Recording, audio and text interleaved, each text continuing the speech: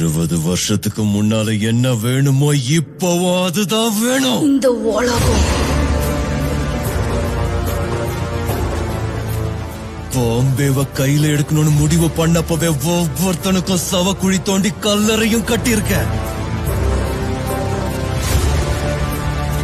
பேரை எழுதியிருக்க, டேட்ட போட்டுருச்சாச்சா.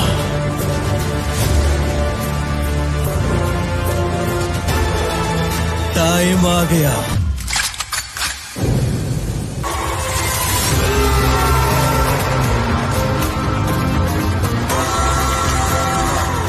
ரத்தத்தில் எழுதின கதை இது.